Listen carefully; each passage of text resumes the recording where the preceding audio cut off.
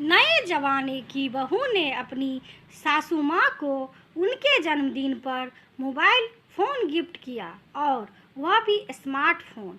बहू ने सारे काम छोड़कर पहली फुर्सत में सासू माँ के मोबाइल पर सारे फ़ोन नंबर सेव कर दिए और स्मार्टफोन में व्हाट्सएप डाउनलोड कर दिया। साथ ही कुछ पुराने सदाबहार गाने और कुछ पुरानी फिल्में भी डाउनलोड कर दी ताकि सासू माँ आराम से सब कुछ देख और सुन सके। जब से मोबाइल आया, सासू माँ का ध्यान घर में कम और मोबाइल में ज़्यादा रहता।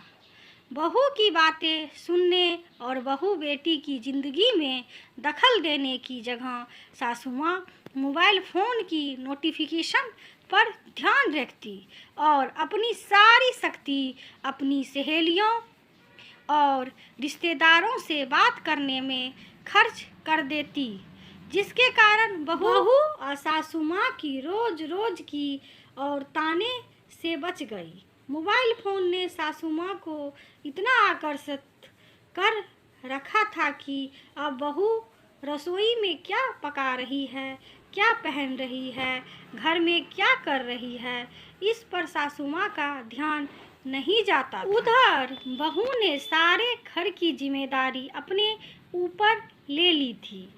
अब वह अपना मनपसंद खाना बनाती और घर को अपने हिसाब से सेट करती, अपने पति के साथ खुलकर बात कर पाती। अब सासू माँ को फ़ोन से फुर्सत ही नहीं थी, तो वह बहू पर पहले की तरह गुस्सा नहीं करती और ना ही चिल्लाती। पहले तो सास के गुस्से के कारण बहू अच्छी पैरेट हो जाती थी, लेकिन अब मिला बहू को आराम ही आराम और हुई बहू की सारी परेशानियां खत्म। सासू माँ के हाथ में जब से बहू ने फ़ोन थमाया, बहू ने गजब का सुकून पाया।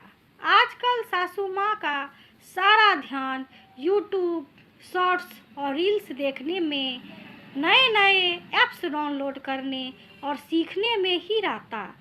बहू को पहले मनहूस कहने वाली सासू माँ अब बहू को बेटा बेटा कहकर पुकारती। सासू माँ इतनी खुश रहती कि बस बहू को इस बात का ख्याल रखना पड़ता कि सासू माँ का रिचार्ज खत्म होते ही तुरंत करवा दिया जाए। अब बहू को नियमित समय से चार्ज भी करती ताकि सासू माँ का ध्यान फ़ोन से हटे नहीं और वह पहले वाली सासू माँ लौटकर ना आए। इसका परिणाम यह हुआ कि सासू माँ खुश, बहू खुश और सारा घर खुश।